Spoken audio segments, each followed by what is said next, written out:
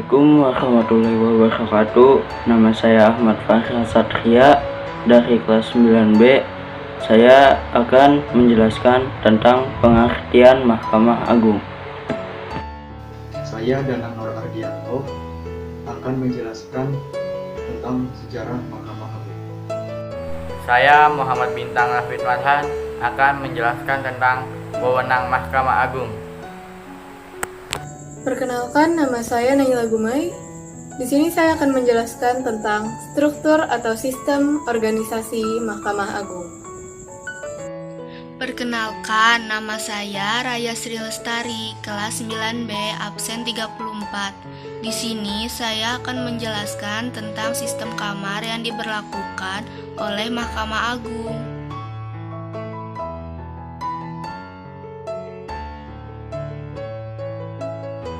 Pengertian Mahkamah Agung.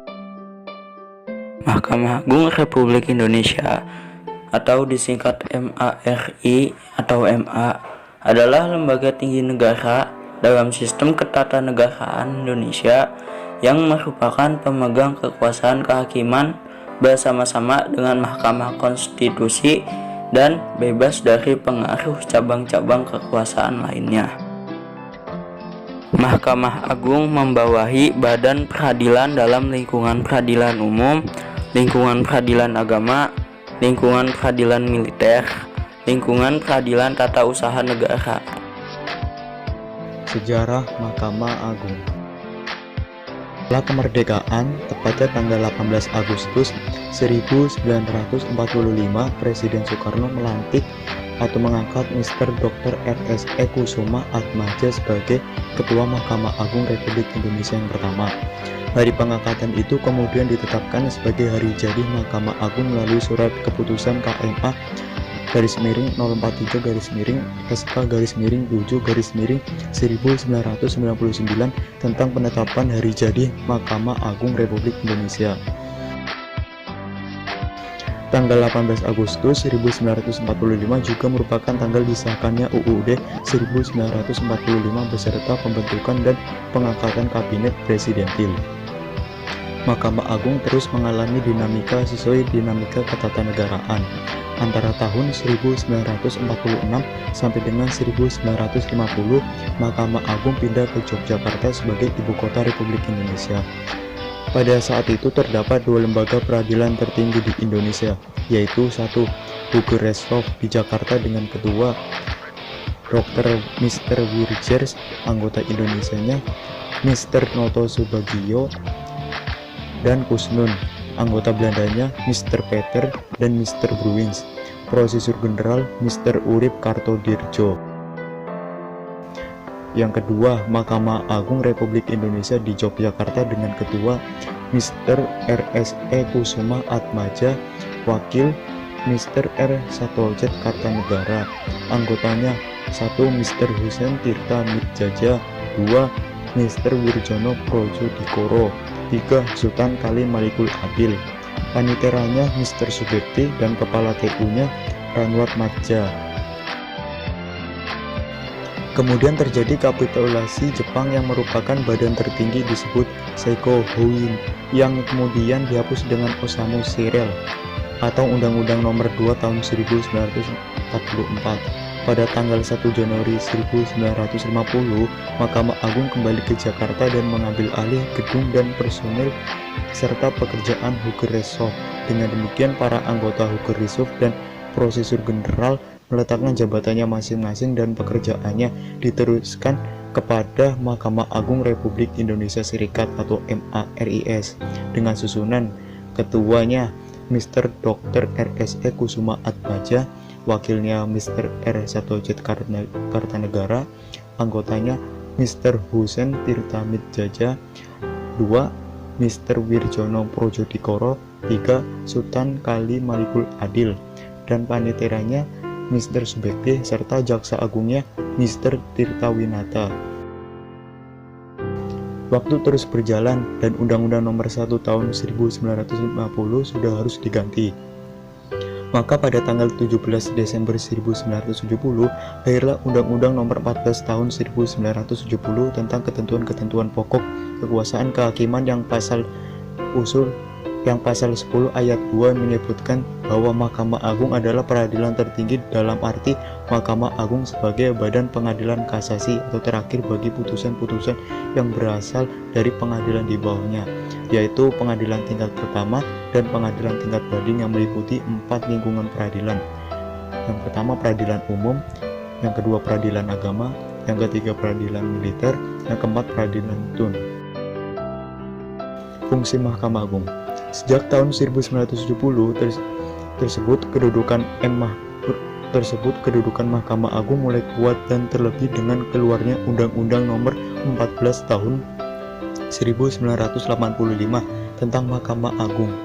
Maka kedudukan Mahkamah Agung sudah mulai mapan dalam menjalankan tugas-tugasnya yang mempunyai 5 fungsi, yaitu fungsi peradilan, fungsi pengawasan, fungsi pengaturan, fungsi memberi nasihat, fungsi administrasi. Situasi semakin berkembang dan kebutuhan teknis maupun non-teknis semakin meningkat.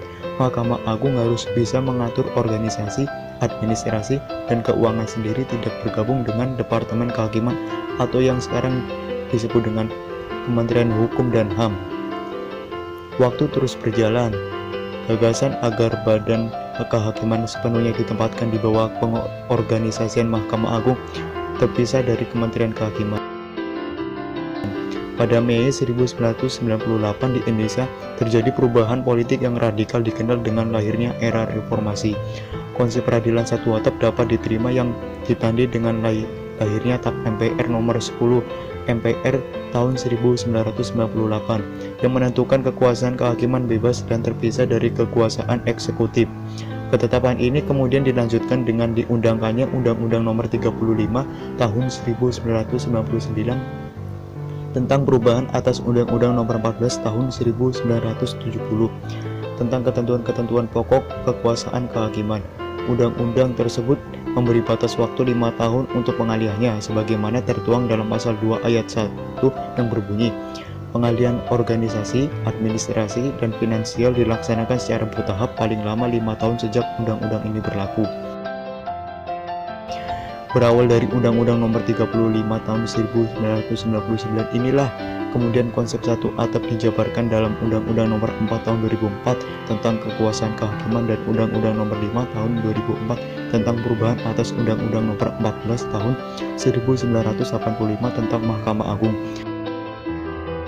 Pada tanggal 23 Maret 2004 lahirlah keputusan Presiden RI Nomor 21 Tahun 2004 tentang pengalihan organisasi, administrasi, dan finansial dan lingkungan peradilan umum dan tata usaha negara, pengadilan agama ke Mahkamah Agung yang ditindaklanjuti dengan: pertama, serah terima pengalihan organisasi, administrasi, dan finansial di lingkungan peradilan umum dan peralihan tata usaha negara dari Departemen Kehakiman dan HAM ke Mahkamah Agung pada tanggal 31 Maret 2004.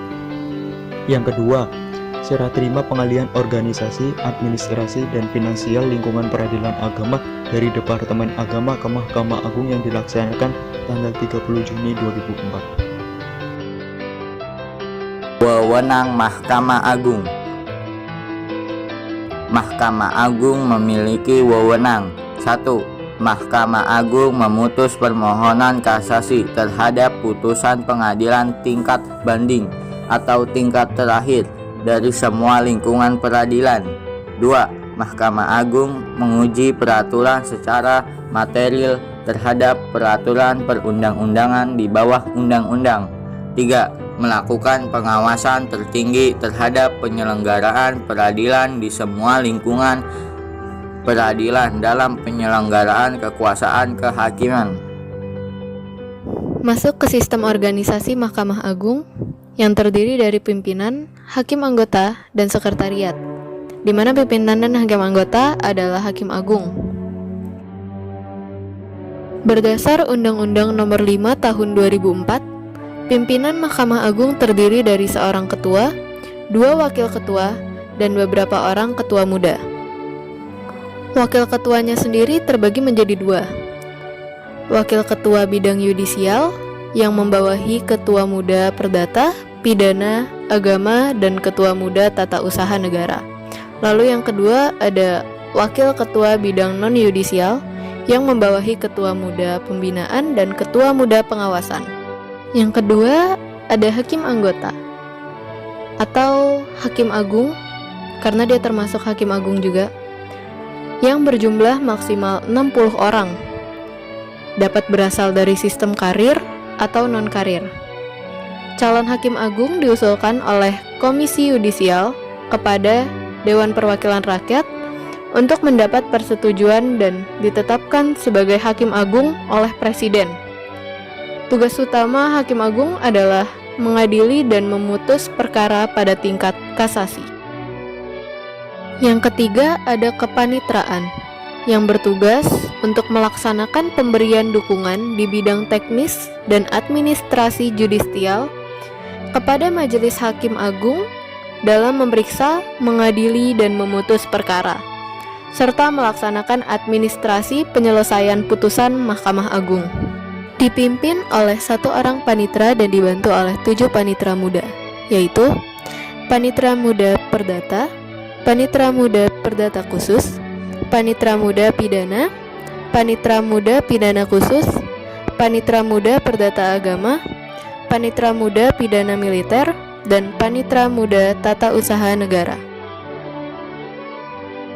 Kemudian ada sekretariat yang dipimpin oleh seorang sekretaris dan dibantu oleh 6 unit eselon 1, yakni Direktorat Jenderal Badan Peradilan Umum, yang kedua Direktorat Jenderal Badan Peradilan Agama, yang ketiga Direktorat Jenderal Badan Peradilan Militer dan Peradilan Tata Usaha Negara. Lalu ada Badan Pengawasan, Badan Penelitian dan Pengembangan dan Pendidikan, Pelatihan Hukum, dan Peradilan. Keenam, yaitu Badan Urusan Administrasi. Terakhir, ada Pengadilan Tingkat Banding dan Pengadilan Tingkat Pertama. Pengadilan tingkat banding yang berada di bawah Mahkamah Agung terdiri dari Pengadilan Tinggi, Pengadilan Tinggi Agama, Pengadilan Tinggi Tata Usaha Negara, Pengadilan Tinggi Militer Utama, dan Pengadilan Militer Tinggi. Pengadilan tingkat pertama yang berada di bawah Mahkamah Agung terdiri dari Pengadilan Negeri, Pengadilan Agama, Pengadilan Tata Usaha Negara, dan Pengadilan Militer. Sistem kamar yang ditetapkan oleh Mahkamah Agung. Sejak tahun 2011 melalui keputusan Ketua Mahkamah Agung RI nomor 142 KMA SK 9 2011, Mahkamah Agung telah memberlakukan sistem kamar. Dengan sistem ini, Hakim Agung dikelompokkan ke dalam 5 kamar, yaitu Perdata, Pidana, Agama, Tata Usaha, dan Militer. Hakim Agung masing-masing kamar pada dasarnya hanya mengadili perkara-perkara yang termasuk dalam lingkup kewenangan masing-masing kamar. Konsep sistem kamar ini diadopsi dari sistem kamar yang selama ini ditetapkan di Hooggerecht Mahkamah Agung Belanda. Penerapan sistem kamar sangat mempengaruhi produktivitas penanganan perkara di Mahkamah Agung. Berdasarkan data sisa tunggakan perkara sejak 6 tahun terakhir, tercatat terus mengalami penurunan, terlebih jika dibandingkan dengan sisa tunggakan pada tahun 2012 yang mencapai 10.112 perkara. Sehingga dalam kurun waktu 6 tahun, Mahkamah Agung telah mengurangi lebih dari 86% sisa perkara. Bahkan sisa perkara pada 2017 menjadi yang terendah sepanjang sejarah, yakni sebanyak 1.388 perkara.